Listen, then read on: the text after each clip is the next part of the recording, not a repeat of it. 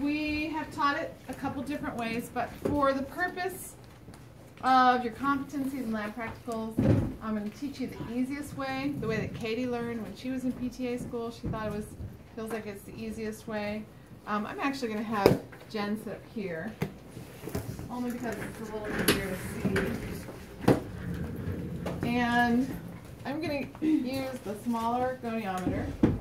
And instead of trying to measure what the hand is doing, we're actually going to have her hold a pencil.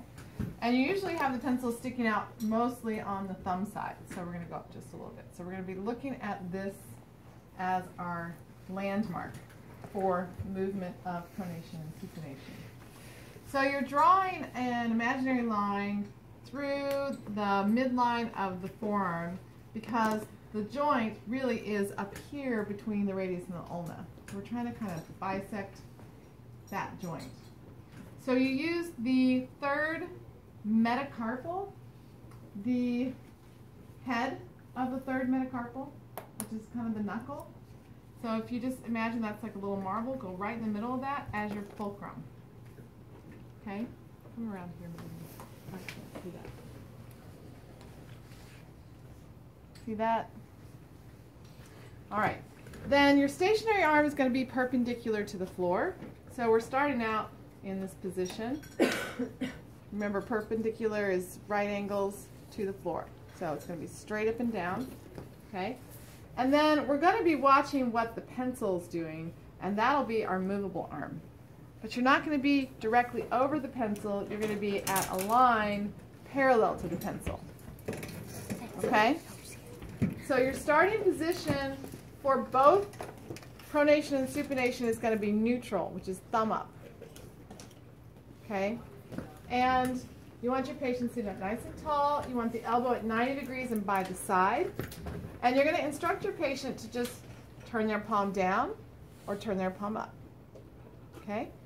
Now, the biggest problem with this particular one is that you are measuring something that's happening in the radius and ulna, not in the hand. And when you pronate and supinate, you can get more movement by twisting the hand around. Okay? So I'm actually only supinating this much in the forearm, but look how much more my hand is allowing me to go. So it looks like I'm supinating, what, like 90, 100 degrees there. But if you look at the distal forearm, from here to here, that's only about 70. Okay? So if you're going to do it this way, you have to really pay attention to that extra twist that they will do with the hand and not allow that movement. Okay? The way I do it in the clinic is I put the goniometer actually on the distal forearm and I measure what that's doing. But students have such a hard time with that because you have to switch sides, and so they'll be here trying to, and it's really difficult when you're trying to learn all this stuff. So we use the pencil one, and both of the tests are in your book, but this one is completely fine as long as you're catching the substitution. That's the big thing. Okay, so middle of the third metacarpal head, perpendicular to the floor. And then, Jen, what I want you to do is just turn your palm down and try not to crank your wrist or twist your wrist. So it kind of moves all as one unit. Okay, and just come down. So this will follow the pencil.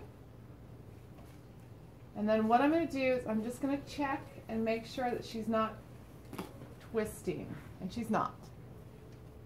She's following directions very well. Patients don't necessarily do as well. And so what I'm looking at here, I started at 0. Okay? I'll do it this way, make it a little easier. Started at 0.